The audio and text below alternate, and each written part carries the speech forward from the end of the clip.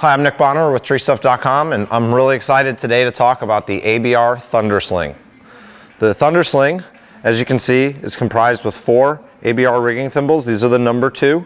And what this does is it not only provides a rigging point, but it allows the climber to apply a variable amount of friction to the rigged load. So what we're going to do here is we're going to kind of conduct a little bit of a series of tests, as well as a few demonstrations on the capabilities. Our first step is just to kind of set a baseline. We're going to show what I can comfortably hold on the brake test machine. Keep in mind, the brake test machine is designed for higher loads than this, so it's going to be kind of a relative test at these lower loads, but we're going to see how it goes here. Okay? For the purposes of our demonstration and testing, I went ahead and put a black mark on the rope. When we pull this tight into the Thunder Sling, you'll see the black mark is here. That's so that on the video, as it starts to pull away from me, you'll be able to see it more clearly. We're going to go ahead and start pulling here. You'll hear the numbers being read out in the background, and we're just going to kind of show you what I'm able to comfortably hold with two hands and 1 ring with no added friction. Go ahead and pull. 40, 50, 60, 66, 65, 69, 77, 95, 110, 110, 95. So at about 110 pounds, it's starting to burn my hands and starting to get to the point where it's not comfortable. We're going to go ahead here and add some additional friction to the Thunder Sling. We're going to take it and just take 1 wrap.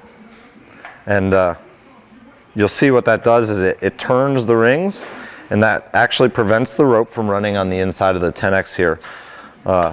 We'll go ahead and pull, and we're going to call out the numbers again, and we're going to see what we can hold here with 1 wrap on the Thunder Sling. 105, 120, 140, 150, 152, 140, 144. So at about 150 pounds, it started to slide, but let's go ahead and take another wrap and see if that improves.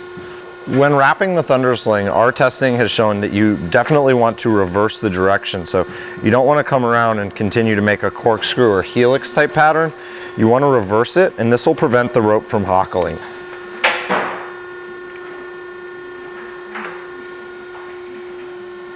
So as you can see, the rope is able to be pulled both directions when not under load.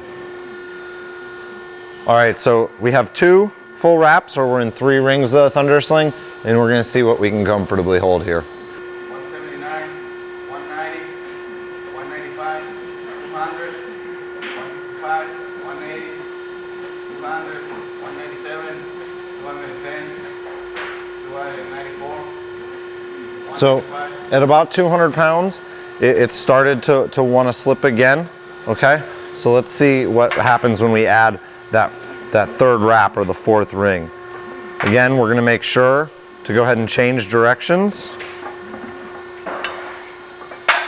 Right, a little more friction, but you're still able to pull the rope both directions. Try to orient this so you can see it here. All right, you got your black mark. Go ahead and pull. So I'll really kind of lean into it and see what we can get for a max holding strength here. 140, 165, 190, 200, 240, 270, 290, 357, 416, 480, 500, 515, 547, 515, 590. So at over 500 pounds, I was definitely struggling to hold it, but I was absolutely able to. What makes the Thunder Sling so useful to the modern climber is the ability to affect or modulate the friction in the tree.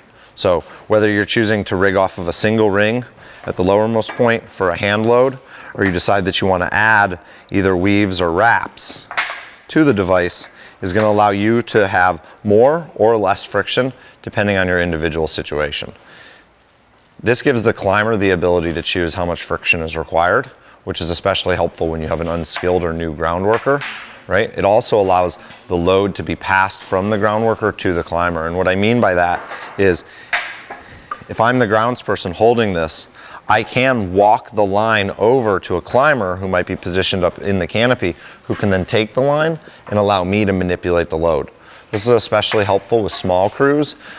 You've often found yourself in a situation where you're holding the rope and dragging the tips of the brush, and that's a big part of what these type of aerial friction brake devices allow us to do. So from the Tree Stuff aerial friction brake line, we have the ABR Thunder Sling.